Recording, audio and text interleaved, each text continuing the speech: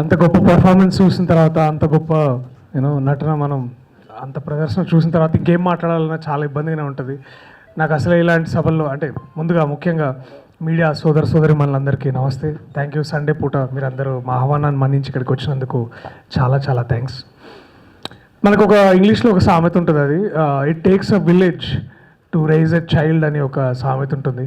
ఇక్కడ ఇవాళ చందానగర్ నుంచి వచ్చిన ఎంతోమంది నా స్నేహితులను చూస్తుంటే నిజంగా it took a village, it took a Chandanagar to make me. And నాలాంటి వాడిని ఒకరిని తయారు చేసి ఇలాంటి గొప్ప లెజెండ్స్ పక్కన నించోబెట్టిన సత్తా నా చందానగర్కు ఉంది. నా స్నేహితులు ఇక్కడ ఉన్న వాళ్ళు ఎంతోమంది ఇక్కడ ఉన్నారు. సో ముందుగా నాకు అందుకు చాలా చాలా సంతోషంగా ఉంది. అండ్ మా ప్రొడ్యూసర్ గారు కూడా చందానగర్ నుంచే. సో ముందుగా బోస్ బాబాకి చాలా చాలా థ్యాంక్స్ అన్న, నీ వల్లే ఇదంతా జరుగుతుంది. అండ్ ముందుగా ఒకసారి నేను ఈ కథ చేయడానికి ముఖ్యమైన కారణం ఒకరు, అదే ప్రసాద్, మా చోటకే ప్రసాద్ అన్న.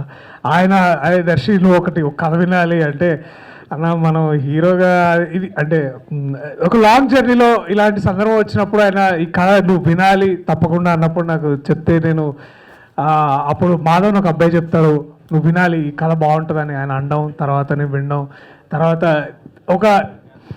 ఒక ఇంట్రెస్టింగ్ పాయింట్, ఒక మనిషి సుయోధన అని ఎందుకు పిలువబడతాడు, దుర్యోధన అని ఎందుకు పిలువబడతాడు అని ఒక ఐడియాని తను నాకు కమ్యూనికేట్ చేసినప్పుడు చాలా చాలా రిఫ్రెషింగ్ అనిపించింది.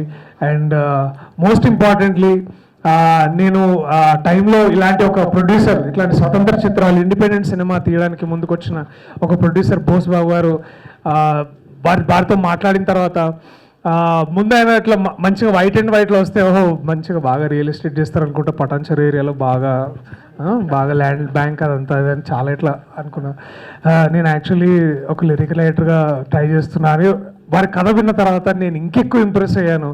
వీరేదో కేవలం వారి వ్యాపారాల ద్వారా వచ్చిన డబ్బుల్ని సినిమాలు చేయడం కాకుండా వ్యక్తిగతంగా ఆయన ఒక రచయిత, ఒక కవి హృదయం ఆయనది.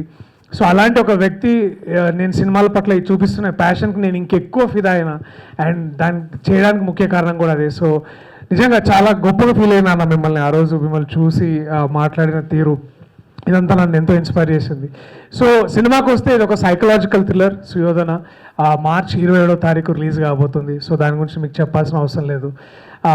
అండ్ ఈ కథ నాకు చెప్పినప్పుడు నేను this one character that X character ఎవరు చేస్తారు ఈ క్యారెక్టర్ అని చాలా చాలా ఉన్నప్పుడు డిస్కషన్స్ ఎన్నున్నా సరే అందరికి ఒకటే ఆన్సర్ ఉంది. ఆ ఆన్సర్, ఆ ప్రశ్నకి సమాధానం మేము వెతుకుతున్న ఈ క్వశ్చన్కి, అంటే ఒక జర్నీలో మేము వెతుకుతున్న ఒక ఏమంటారు ఒక ఆఖరి మలుపు, that person is Sai Kumar గారు.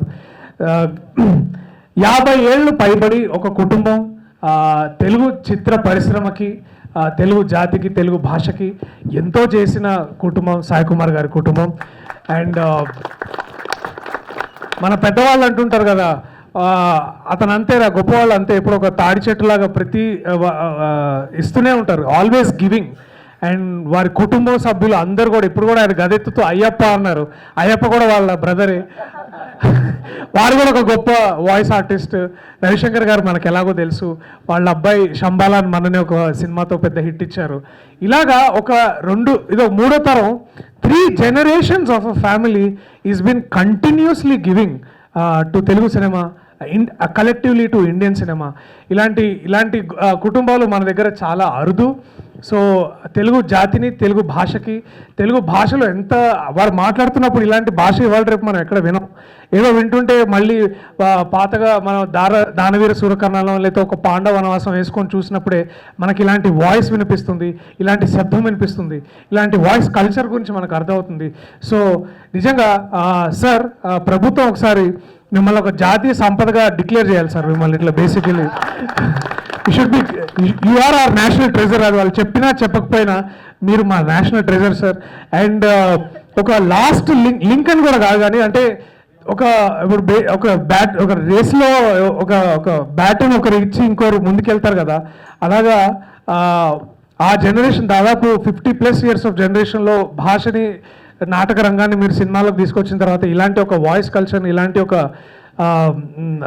టాలెంట్ని మీరు ముందు జనరేషన్స్కి మాలాంటి వాళ్ళకి ఇస్తున్నారు.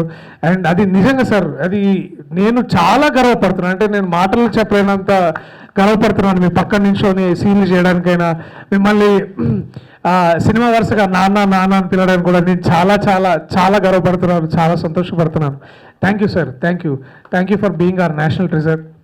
అండ్ ఇలాంటి మీరు ఎన్నో చేయాలని నేను కోరుకుంటున్నాను. అండ్ ఈ సినిమాకి మేము డబ్బింగ్ అంతా అయిపోయిన తర్వాత ఫైనల్గా ఇట్లా డైరెక్టర్ వైఎస్ మాధవరెడ్డి అంటే ఈయనెవరో అనుకున్నాను నేను కాసేపు.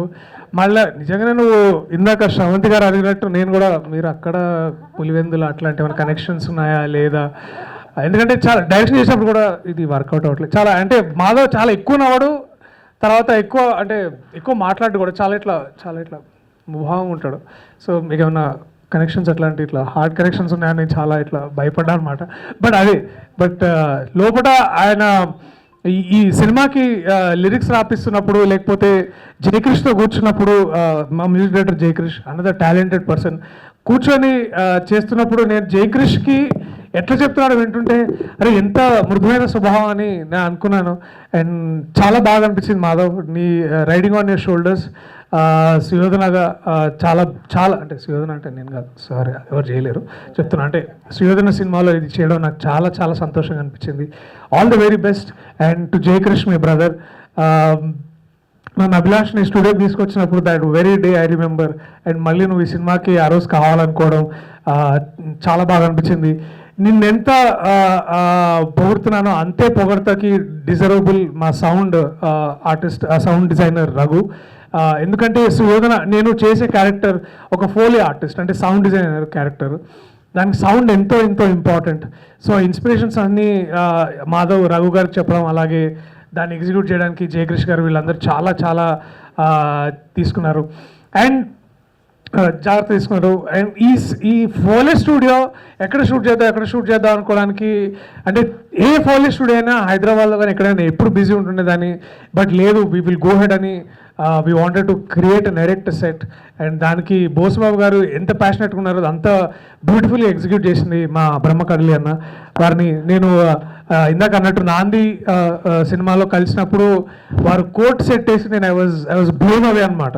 అరే ఎంత న్యాచురల్గా చేయడానికి. అండ్ అది చూసి మళ్ళీ మేము అందరం కలిసి లేదన్నా మీరు మాకు పని చేస్తారా, అయినో మేము పెద్దవాళ్ళు అడగడం లేదు దర్శి మనం చేద్దామని అనుకోవడం.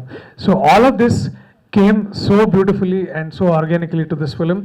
అండ్ ఈ సినిమాలో నాకు మరొక ముఖ్యమైన వ్యక్తి, నాకు బాగా ఛాలెంజింగ్గా వర్క్ చేయడానికి అనిపించిన వ్యక్తి డిఎస్పి గారు. అంటే దేవర్షి ప్రసాద్ గారు. మేము డిఎస్పి గారు అని పిలుస్తుంటాం. మనం డిఎస్పి అనగానే మ్యూజిక్ డైరెక్టర్ అనుకుంటాం కానీ లేదు. బట్ ఒక డైరెక్టర్ యాక్టర్తో పనిచేయడం అది చాలా సాధారణమైన విషయం కాదు. ఎందుకంటే వారికి క్రాఫ్ట్ పట్ల పూర్తి అవగాహన ఉంటుంది, క్రాఫ్ట్ పట్ల పూర్తి ఏమంటారు కమాండ్ ఉన్నప్పుడు వారితో పనిచేయడం అనేది just not an easy job. So and the first day of my working with DSP garu it was like చాలా ఛాలెంజింగ్ ఉండే. So but thank you sir for being all that kindness and thank you so much. And another great discovery I made through this film is Dhrushika Chandar, our very own Hyderabadi girl. She's a very beautiful actress. తను మీకు ఇక్కడ తను ఎంత passionate actor అంటే, నువ్వు సినిమాలు కాదు నేను థియేటర్ చేస్తాను. Now she starring with a good theatre play across the country and getting standing ovations across the country. Very happy for you Dhrushika, so proud of you. And some time when I was looking at that poster of you and Rahul, అరే నేను కూడా ఎప్పుడైనా ఇట్లాంటి play చేయాలని అనిపించింది. So I'm so happy. And some day I hope you also get to do theatre together. And I'm so proud of you and your mum if she is here also. Thank you aunty, thank you so much for what an amazing production. Thank you. So ఈ చిత్రంతో అనుబంధం ఉన్న మరో ముఖ్యమైన వ్యక్తి మా పవన్ జనస్వామి. మాకు ఒక లింక్ అనమాట. ఆయన అందరికీ మా మధ్యలో ఒక బ్రిడ్జ్ లాగా ఉండి మమ్మల్ని అందరినీ ముందుకు నడిపించినందుకు. So thank you Pawan bhaiya, thank you so much దీన్ని ముందుకు తీసుకొచ్చినందుకు. To every person in this ఈ టీంలో పనిచేసిన ప్రతి ఒక్కరు థ్యాంక్ యూ. ఎవరైనా పేర్లు మర్చిపోతే నాకు క్షమించండి. ఈ సినిమా మార్చి 27వ తారీఖు మీ దగ్గరలో ఉన్న థియేటర్స్లో రిలీజ్ అవుతుంది. Give it a shot and encourage producers like బోసవ అన్న కలెక్షన్స్ ఏంటి వచ్చిందా రేట్? ఓకే సార్, ఇప్పుడు బిజీ ఉంటా. థ్యాంక్ యూ సో మచ్ ఇక్కడికి వచ్చిన మీ అందరికీ. Thanks to everybody from the team. Thank you so much. All the very best. Thank you. Thank you Darshi garu, thank you so much. ఈ court success formula ఏదైతే ఉందో మార్చిలో రిలీజ్ అయ్యి సక్సెస్ కొట్టిందో, సో ఈ సినిమా కూడా మార్చిలో వస్తుంది.